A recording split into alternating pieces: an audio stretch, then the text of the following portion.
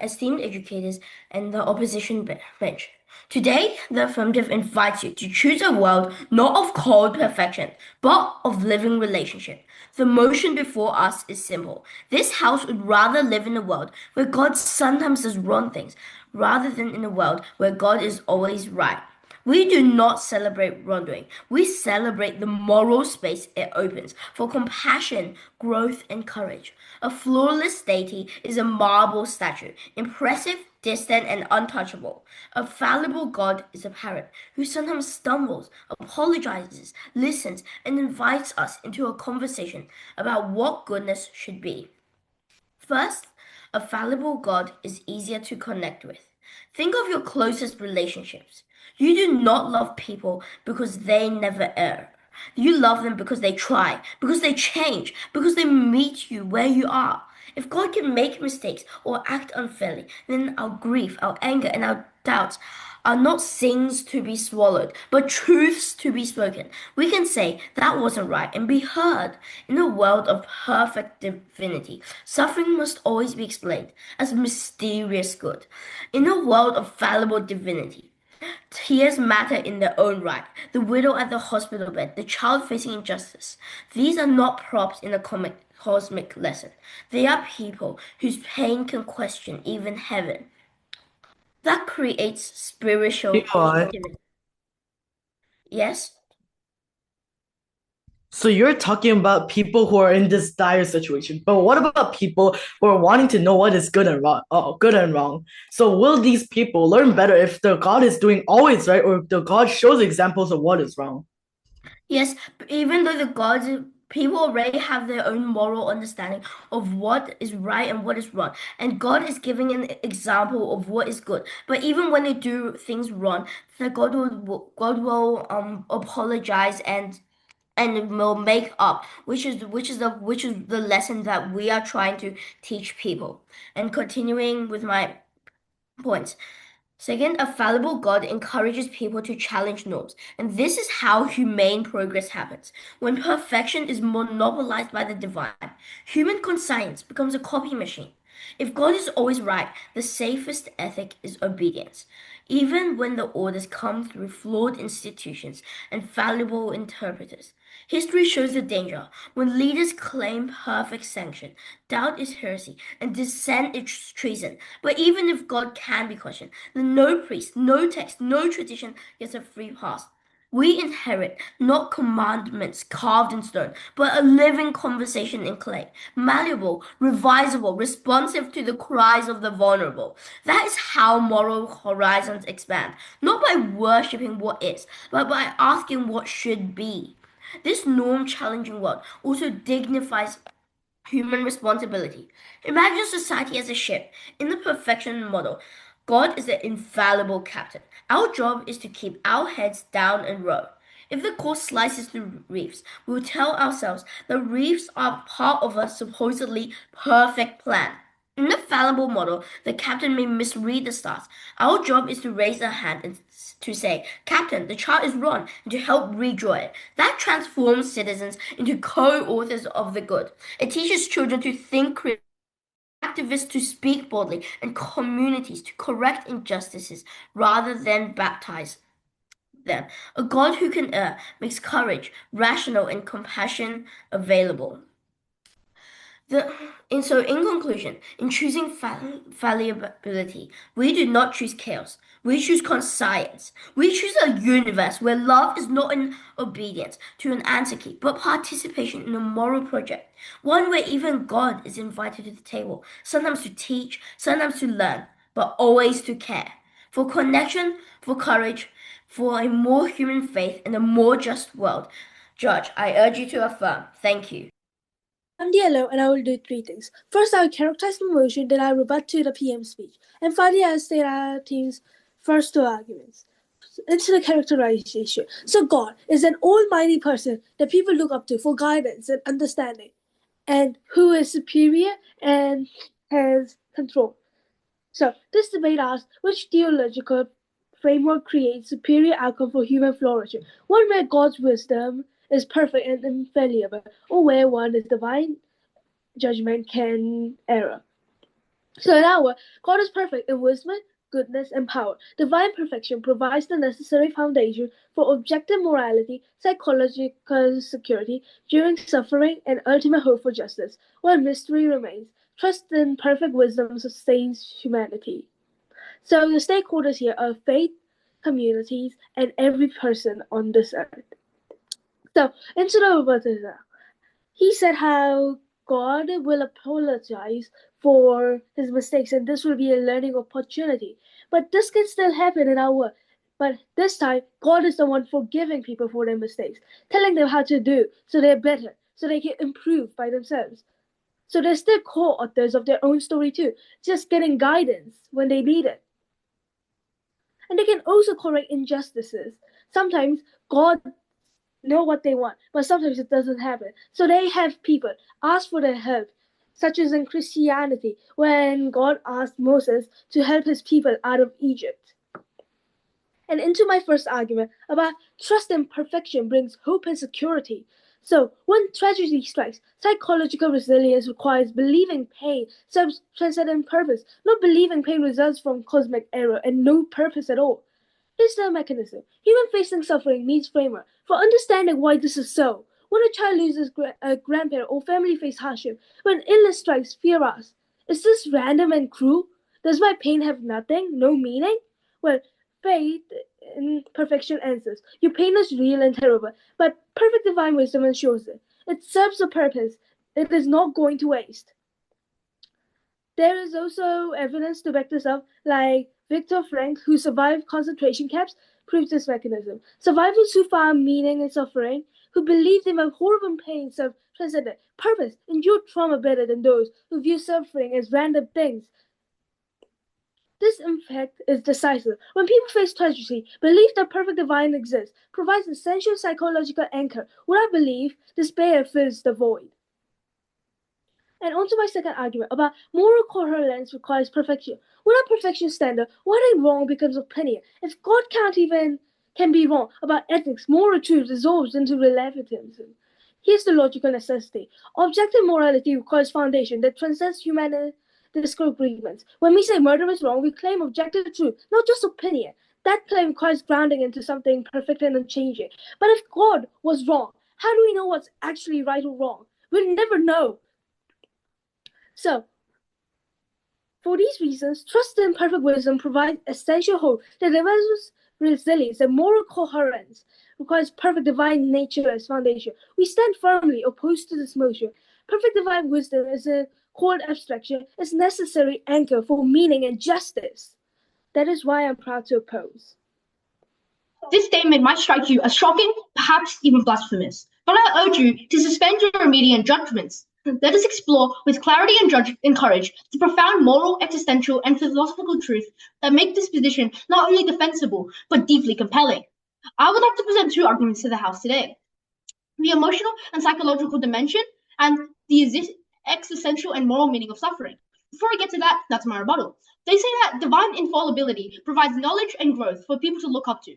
But we believe that when God is better than everyone else, this growth only exists with a side of people unable to truly connect and learn with God, as nobody in our society is perfect. We believe that when God is inherently better than everyone else, this growth only exists as a norm of passive admiration rather than active development. If humans are meant to learn and improve, the standard they are given must be attainable in some way. A being who is infinitely perfect creates a gap too vast for meaningful emulation, reducing the progress of growth to mere reverence instead of fostering real understanding, effort, or moral progress. That's my points. Firstly, let us consider the emotional and psychological dimensions of such a world. At first glance, a world where God is always right may seem comforting, predictable, orderly, and flawless. Yet, this perfection comes at a profound cost: the erosion of human empathy, understanding, and connection. In a universe where the divine is incapable of error, how could we ever relate to God on a truly personal level? How would we find solace in shared imperfection? In contrast, a world where God sometimes makes mistakes. POI. Yeah. When you tell grieving parent your child's death was God's mistake rather than cosmetic error, does that provide any comfort or just confirm their worst fear that pain is meaningless? So the fact that there's no difference between when God is makes some mistakes and can connect to people, and the difference when God isn't able to connect to people, and these children aren't able to see that this God as somebody they can connect to. Because even if God makes no mistakes, children can still figure out that they aren't able to make no mistakes, and this can actually genuinely hurt them.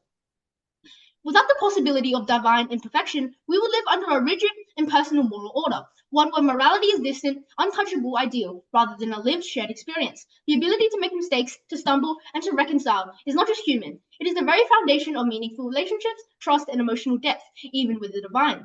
Secondly, let us examine the existential and moral significance of suffering. In a world where God is always right, every tragedy, every injustice, every act of evil must, by necessity, serve some perfectly rational and moral purpose. Pain must be justified, suffering must be necessary, and wrongdoing must somehow fit into the flawless logic of a divine plan from God. This creates a profound moral paradox. It forces us to accept suffering not as a human tragedy, but as a cosmic necessity from the infallible being of God, because he's always correct? When perfection is absolute, there is no room to question injustice, to challenge wrongdoing, or to empathize freely with victims. The moral imagination is constrained. The heart is bound to the necessity of divine correctedness. In such a world, moral outrage, grief, and protest are stifled, because by definition, nothing could have been otherwise. Only in a world where God can make mistakes do we find true moral space to question, to wrestle with evil, to advocate for justice, and to find meaning and human resilience. It is precisely the possibility of divine imperfection that allows suffering to matter, that allows moral courage to exist, and that allows our empathy to flourish. However, in a world where God can sometimes do wrong, human suffering regains its moral significance. Pain is no longer automatically sanctified. It can be acknowledged as genuinely unjust. This recognition empowers humanity to respond to suffering, to fight against evil, to seek justice, and to confront those who are hurt, rather than resigning ourselves to it as part of God's plan. When God is capable of error, moral responsibility shifts back to humanity. We become active participants in creating a better world, rather than passive followers of a flawless script. To conclude, we affirm this motion because a world where God sometimes does wrong is not a world of despair, but a world of growth, empathy, and moral truth. A world where humanity and divinity meet not in perfection, but in the shared journey toward it. If humans only follow what God does and they respect God, this can push them to do things that affect them negatively. Thank you. Straight into my rebuttals against the leader of Prime Minister and the Deputy Prime Minister. They said that the other side said a God who can mess up makes up as a braver, kinder, like keeps progress scrolling. It's wrong. First, they claim a fallible God teaches us by example. He says sorry and we learn. But why is it not true? That's wishful thinking. If God can be wrong about murder today, he can be wrong about apologizing tomorrow. The lesson vanishes the second he changes his mind. Second, even if he does apologize, it's symmetric. You could be wrong for trusting the apology. Best case, we all feel warm and fuzzy. The worst case is that the apology was a lie and the cruelty is back on the menu. No growth and it just becomes a guessing game. Second, the other side said a perfect God turns us into robots who just obey and it kills real thinking.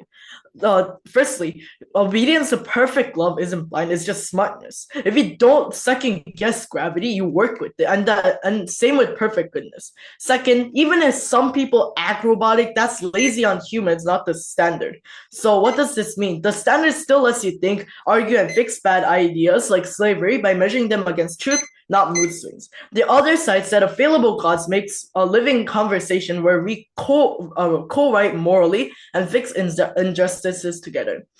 Why is this not true? A conversation needs rules. If God can rewrite "don't kill" to kill sometimes, there's no table to sit at. It's not co-authoring. It's actually just changing whatever you think. Second, even if he tried to fix things without a fixed standard, progress is just whoever's in charge today. His story, Why is this symmetric? They say we correct God. Fine, even if you're charitable, but then God can correct us right back. Tomorrow, your justice is this mistake, and there is no dignity, and it's just the eternal round and round circle. Also, they talked about how we get to they said we get clay to mold together, not stone rules. Why is this? This is just dodging our things. Critical thinking needs a rock to stand on. Nextly, the other side said a perfect God forces us to swallow suffering as part of the plan, killing outrage and justice. Why is this not true? Perfect goodness hates evil more than we could. We fight slavery, cancer, and pain because we know they're wrong and measured against a standard that never wobbles. Second, even if pain stings, a fixed truth lets us say that this shouldn't be and fix it. Their world, pain might be God's new favorite, and there's no fight, just shrug and hope and trusting in God, who might never be real in the first place. Now on to my third argument. Imagine imagine God as a guy who can mess up. He says, love your neighbor, and then tomorrow he says, who cares? Hate works, actually. He calls murder evil and then shrugs, my bad, it's just fine now, because he's suddenly changed his mind. That's not a God. So his command flips like moods, and his goodness is just today's preference. You wake up every morning, it's for let's say genocide is wrong today. How can you live under that? You cannot. There is no trust, there is no stability, and there is no truth. One day he's anti-slavery, next day he's a pro. One century he's pro-woman, next he's not. Everything is up for grabs. And if God can be wrong, then you can be wrong for calling him wrong. So who decides? So what's the impact of this? A God who makes a mistake doesn't just confuse theology, he destroys justice as a whole. Think about every fight for what's right, such as like abolishing slavery, ending child labor, stopping genocide. Under a mistake-making God, those aren't victories, they're just guesses. How do these two worlds look like? In a world where God can make mistakes, for example, Bible says thou shalt not kill, but oops, God updates it. Like you teach a kid be kind, but then tomorrow you don't have to be kind. Justice is just a phase. In our world, though, murder is wrong, and then it's over. Yesterday, today, and forever. Slavery is always evil, even when people lied and God approved. And because of that, I think we should take this debate home. And thank you. As the third speaker for the proposition, my role is to rebuild our side's case, refute the opposition's government arguments, and show why a world with a morally fallible God is ultimately a freer, more human, and more meaningful world. This debate centers around two main clashes. First, free will and moral growth, and secondly, justice and human value. Moving on to my first clash. The first major clash is about whether human and freedom and moral growth can exist if God is always right. The opposition claims that a perfect, always right God gives us certainty, peace, and moral order, but that vision destroys the very essence of humanity. My first piece of rebuttal against this is that a perfect God eliminates free will. If God is always right, then every action, thought, and belief opposing him is automatically wrong. That means humans can never truly choose, we simply obey. In our world, where God is not always portrayed as perfect, humans are forced to think, question, and act. And that is where true morality is born. My second piece of rebuttal is that moral growth requires the possibility of divine imperfection.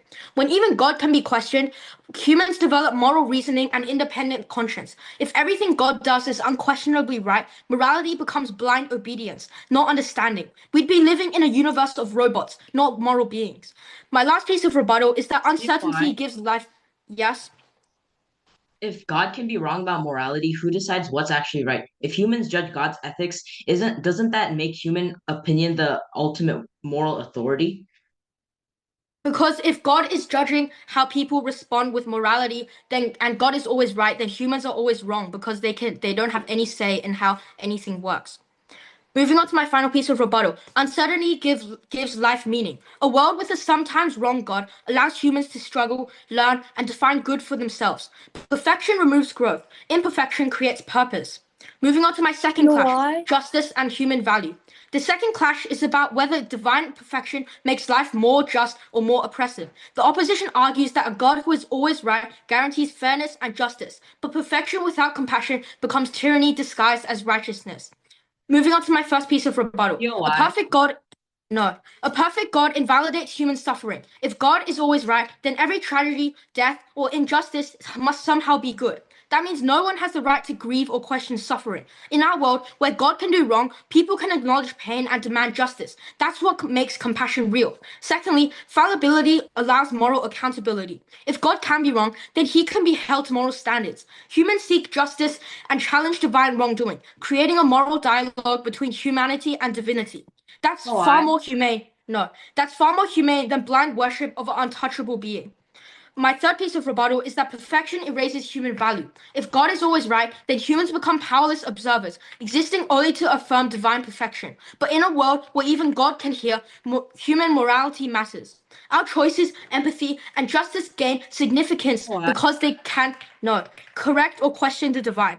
Summary. So what have we proven today? On free will and moral growth, the opposition's world destroys human freedom and thought. Our world celebrates moral reasoning and choice.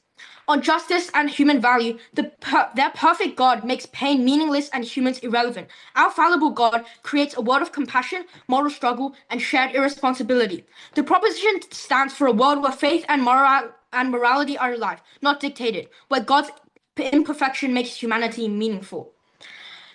For all of these reasons, we on the proposition are proud to stand for a world where even God's mistakes make life real, moral, and deeply human. For the reasons above, I'm so proud to propose. Thank you.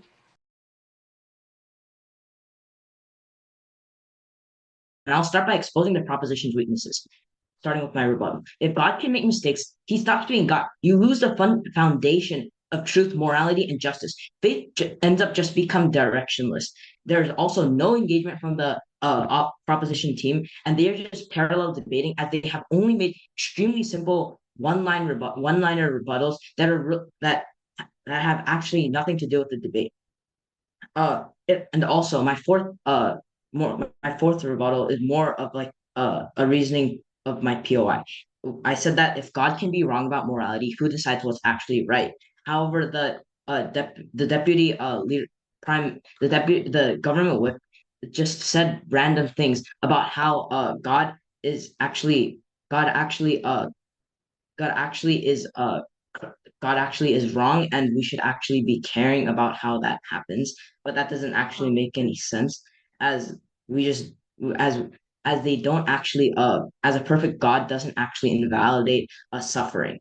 Now, moving on to my clashes. My first clash is about perfection versus chaos. The proposition argues that a God who can make mistakes is more relatable and human-like, but the opposition believes that a perfect, infallible God is essential for order, trust, and moral stability. If God can make mistakes, then divine justice, morality, and purpose lose all meaning in this world. People would never know whether suffering, blessings, or moral commands are genuine or just divine errors. This creates confusion and fear, not connection to God. A perfect God gives humanity a clear foundation to live by, one where truth, love, and justice are constant and reliable, as God gave the Ten Commandments and another 400 commandments for the Israelites to follow in the Torah.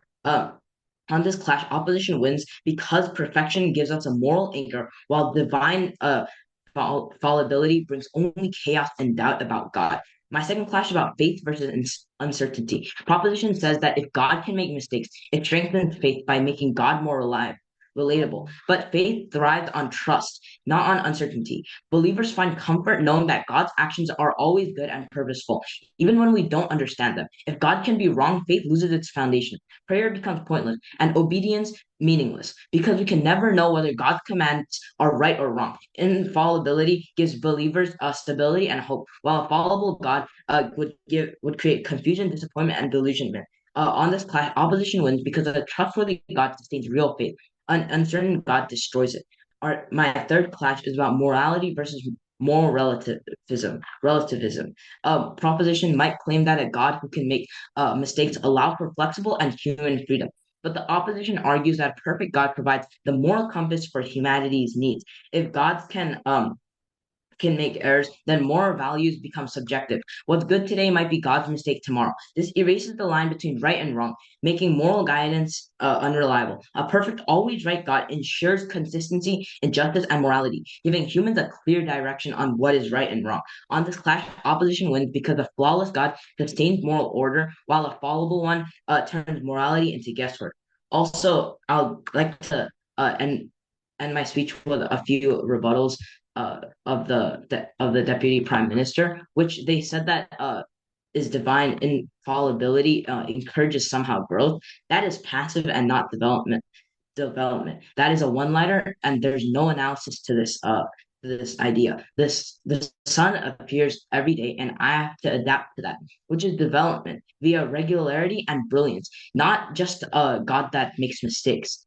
Now, he also said that there's like a moral paradox that how in it is a world of growth and truth. However, proposition never proves how growth is exclusive to their own side. Do mountains grow because of air? No. Do children grow because of air? No. As a result, we take this debate home proud to I seek a speaker for opposition. I stand to reaffirm that this House must reject the motion. It is not better if God can make mistakes. Divine perfection provides the indispensable foundation for hope, moral objectivity, and human flourishing. Our opponent's vision of fallibility offers only uncertainty, relativism, and despair. We have demonstrated decisive superiority over every single clash. First, on psychological resilience and the experience of suffering. We cited Viktor Frankl's survival through meaning from transcendent purpose, corroborated by other things. Our opponents promise honesty in admitting error, yet they do not explain how labeling tragedy as divine makes comfort anyone. Their world confirms pain as meaningless and cosmic accident, eroding faith precisely when it is needed the most. Meaning sustains and meaningless breaks. We win this clash outright. Second, on moral coherence and progress. Objective ethics demand a perfect standard. Goodness is grounded in God's eternal nature, necessary, unchanging. This third way resolves any dilemma. Murder violates what a perfect love essentially is. Historical reformers, such as Dr. King, appealed to higher unerring law, measured human error against flawless divinity, achieving objective advance. Our opponents claim fallibility enables questioning and growth, yet without a fixed anchor, progress dissolves into preference. Third, on relationship and urgency. Our opponent likened fallibility to a parent who stumbles in dialogues. Yet no mechanism ensures remorse, only the risk of rateful error. True connection flows from trust and reliability, no perpetual doubt. Free will thrives when choosing alignment with perfection, and their model forces anxious and reducing humans to guesswork and amid on omnipotent unpredictability. Our team wins because of this. Ladies and gentlemen, this is a choice between a marble statue and a living heartbeat. The opposition sells perfection like a porcelain vase, glossy, untouchable, and useless the moment life bumps into it. We choose a God who can stumble, listen, and learn, because that world would produce people who are brave, compassionate, and morally awake. I've identified some clashes in this debate. First, certainty, peace, and moral order. The opposition constantly says a perfect, always right God gives unshakable certainty, serene peace, and a tidy moral blueprint. But we say certainty without conversation is not peace. It is silence. A fallible God invites relationship, prayer as dialogue, anger as permitted, grief as valid. That intimacy makes faith a two-way street. People don't just kneel, they stand up, they speak, and they grow. We outweigh the opposition because the opposition's peace is a museum hush, beautiful but dead. Our peace is the resilience of a family that talks through mistakes and repairs trust. Which world produces healthier citizens? Not the one that treats conscience like a copy machine. A fallible God legitimizes questioning, which immunizes societies against fanaticism and abuse done in God's name. That is order that lives, breathes, and learns. Now on to my second clash, fairness and justice. The opposition states that a flawless score guarantees fairness because you can rest because the scales are perfectly balanced. But we say a flawless God often becomes a blanket explanation for pain.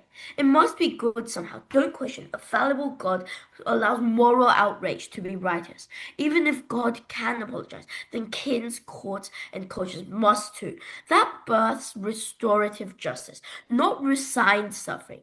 We outweigh the opposition because justice is not a cosmic press release. It is a practice. Our world empowers the widow, the dissenter, the child to say, this is wrong, and be joined even by God in fixing it. That multiplies agents of justice.